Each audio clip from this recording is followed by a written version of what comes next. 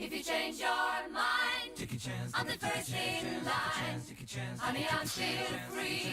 Hello, once again, AP Calculus students. Mr. Record here from Avon High School. We're working with my Period 3 class. Yay, Period 3, give a holler. All right. We are in the middle of the first fundamental theorem of calculus and the second fundamental theorem of calculus lesson. And we've actually began talking about fundamental theorem part 2. So if you're one of my students, you've got the note packet where we've actually begun to talk about and address what the second fundamental theorem is really saying innately. But in our example 9 that we're going to cover here in this video, we're going to actually make some proper use of fundamental theorem part 2. So the problem reads that we've got a particle moving along the x-axis where x of t is the position of the particle at time t, and that will be measured in terms of the particle's distance from the origin. X prime is the velocity. That's probably seems very logical. The derivative is the velocity. And then we've got this expression. We've got the definite integral from a to b of the absolute value of the velocity as being the distance that the particle travels. Now this is really important because in another video that I've made, I've talked about how if we were to only integrate x prime without the absolute values, that we run a very good chance of only getting what's called displacement. Now, for my students that I'm currently speaking with, on Monday, we're going to make a bigger deal out of separating the distance between displacement and distance, all right? But the bottom line really is this. If you were to take a sketch of an x prime curve, there's a chance that x prime could dip below the t or x or horizontal axis. And that's very problematic because if you go about finding the area between the curve and the x-axis, we're going to accumulate a lot of positive distance, but then all of a sudden we're going to undergo some negative area. And that won't tell us necessarily what our total distance that we've traveled. It'll just tell us how far from our original position that we are, because we've moved left and right. Does that make sense? How if this is a graph of x prime, if I have velocity that's positive, I would be moving to the right. And if I have x prime that's negative, I could have velocity that moves to the left. Okay. Let's continue with this problem. We have our position expression given to us, and our time interval is 0 to 5.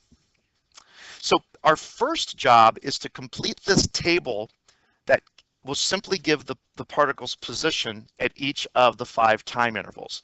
Now that's going to be pretty easy. We're going to use a calculator for this. This is a calculator assisted problem. We here at Avon are using the TI Inspire. So we'll just simply go into the calculator. You guys can follow along with me. And we're going to go into a scratch pad. And the first thing that I want to do is to take that position expression, x of t, and I'm going to define it. So x of t, control math template to bring the colon equal, and then we'll enter t cubed. Whoops, let's do that the right way. T cubed minus 6t squared plus 9t minus 2. Now when I hit enter, I'll see the word done. And then there's a variety of ways to enter the numbers 0 through 5. One of my favorite ways is to just simply bring up the x of t. Now that he's bold, that means he's being understood, he's being remembered, he's being recognized, and then I'll hit control equal to bring up the such that. And then I'm going to allow my t to equal various things, which I need to use the braces. On the TI Inspire, the braces can be found by going control right parenthesis, and then I just enter 0, 1, 2, 3, 4, and 5. And that will give me my values that I need respectively. All right. Now I want to speak to any audience out there that's watching the video that maybe is not using the TI Inspire. It's likely you might be using a TI-83 or a TI-84. You can do a very similar, you undergo a pretty similar process. You can use a list. You can just simply, evaluate your function at these 6 values just one at a time. As long as you can get these accurate readings, you're going to be fine. Now I'm going to have to move back to the document here, and I'm going to fill in what my calculator told me, and I think my positions are -2, 2, 0, -2, 2, and 18. My class, if I end up making a mistake with any of these, please let me know. So I think we've answered the first question, right? Complete the table that gives the particle's position. All right. So part B, find the total distance the particle travels in 5 units of time. Well, we're lucky in this problem because we were told, we were actually spoon-fed what expression we're going to use for the distance. So we're going to go ahead and do that. We're going to use the calculator for this. So I'm going to write down exactly what I want to enter into the calculator. So my distance would equal the definite integral over the 5 units of time, would start at 0 and end at 5.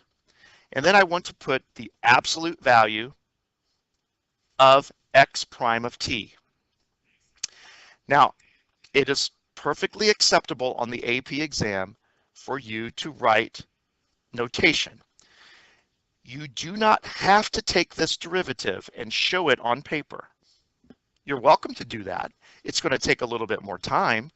It's going to look like this, but you don't have to do that. Now, the reason why I'm showing this is if you happen to be using a calculator that's not a CAS calculator, and you want this derivative to be written, you really have no choice but to take it by hand. Your non-CAS calculator, TI-83 and 84, will go ahead and integrate, though, with boundaries. Yes? Thank you. Yep, you're right. The derivative of -2 is 0. See, it's the easy things that I forget. It's kind of hard to talk and teach at the same time. So whether you want to enter the first or the second part of this is really up to you. But since we have x of t already defined, it's going to be probably in our best interest to use the notation. So what I mean by that is we're going to go ahead and go into our shift plus, that's the shortcut way to get a definite integral, and then we'll throw our boundaries in, 0 to 5. Now, it's really important, we need to get the absolute value symbols in there. You could either type ABS, or you could go to the math template. This is the button in red next to 9, and you could bring up what is actually the first entry there in the second row. Hit enter. Now we have our absolute values, but now we have to tell the calculator that we want to take the derivative of x, right? Since we have the ability to do that with a CAS calculator, we can do just that. So we can say shift minus the shortcut for the derivative that will be taken with respect to t, and that function would have been x of t. And notice it's still bold because it's being understood and recognized. Next, we just need to go into our differential field, that's the D with the box, and make sure that we put our independent variable t. All right, so I'm going to hit enter, and we have an answer of 28. That is the correct answer. We're going to go ahead and make note of that here. We don't really have a scale per se. We're not told that we're dealing with feet or inches, so we just use units. Typically speaking, if a unit of measure is not provided on the AP exam, you're not obligated to say units, right? A lot of students do that to play it safe, though. Okay.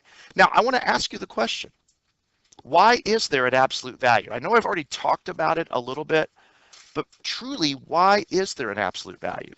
Let's play the game, what if there wasn't an absolute value? Okay, well, if that were the case, then we would have been integrating from 0 to 5 of just plain old x prime of t, right? Without absolute values. Is this answer different?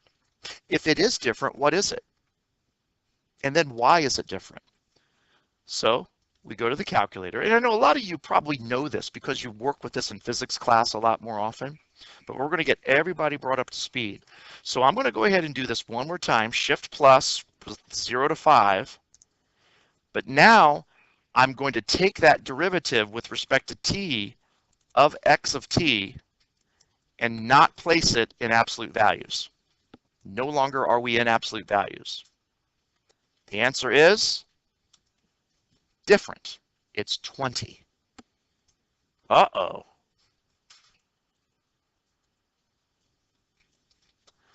And I think a lot of you probably know the answer to this. Like we said, what we've just calculated in part C is what's called displacement. I can barely fit that word. That's a pretty big word. That's the displacement, which is different than the distance. So if I could kind of recap this problem and kind of show you visually what's really happening. If I've got this number line, if I got this x-axis, and those of you in my class, you do not have to write this down, because I actually demonstrate this by actually standing up in front of you and moving. And when I conclude the video, I'm going to do that. I can't really do that very well with the video and recording because I don't have an actual open camera here, but I think I can kind of show you what I would be doing. So at time 0, what I was going to do is I was going to say, well, first of all, the middle of this coordinate x-axis, we're going to call 0. It's basically like where the y-axis would have been if we actually had a y-axis. And that looks to me like at time 0, my position is -2. So where would that actually be? Well, -2 would be, oh, right about here. So this is where I would be standing at -2 at time 0. What I was going to do is take a walk. And at time 1, I was going to find myself in a different location. Where would I find myself? Well, I would find myself at +2. So if I could grab this person, maybe he'll move. Yay! He is now at +2. All right, what is my distance I've traveled so far? I've traveled so far how many units? 4 units. Okay, let's keep track of this distance. All right, now at time 2, where am I going to head? To the origin here, or 0. So I'm going to find myself right here. How much have I traveled in addition to that 4? 2 more. Okay, so I've traveled 6 so far. What am I going to do at time 3? Yeah, I'm going back to where I started. Maybe I forgot something, right? Maybe -2 is my home and I'm like, oh, dang it, I have to go back and get something. So how much more distance did I travel? 2 more distances, right? 2 more units. Okay, at time 4, what happens? I find myself back at 2. Okay, so that means I've traveled an additional 4, right? And then something crazy happens. At time 5, I decide to do what? Yeah, sprint. I go to 18, which may not fit on here. So basically, I'm like going all the way to the right, and yeah, I probably end up going off the screen. But if I began there at 2 and I stopped at 18, how much farther did I go? 16. So if we were to add all these numbers, 4 plus 2 plus 2, that's 6, 8, 12, plus 16 is 28, right? That's the distance. But if we think displacement, if we go back to the beginning where we started at -2 and we ended up at 18, really, in reality, how far am I from my original place that I began? That's the 20, right? That's the displacement. And the reason that these numbers are different is because I found that my person was moving left and right. And moving left is the same as your graph of velocity being located where? Below the x-axis and giving us negative results. Does that make sense to everybody? Okay. Now part D asks to find the total displacement of the particle during these 5 units of time. Well, guess what? We actually just did that. That's what my part C up here was. So I really have answered that by using this information. And if it asks why is there an absolute value, well, I would have to say if the absolute value wasn't there, otherwise we're finding displacement rather than distance. And once again, does that make sense to everybody? All right. Anybody watching the video, if you have a question, just leave a comment and I'll take a look at it and hopefully be able to take care of your question. All right, that's it for this video, and I wish you much luck, and we'll see you next time.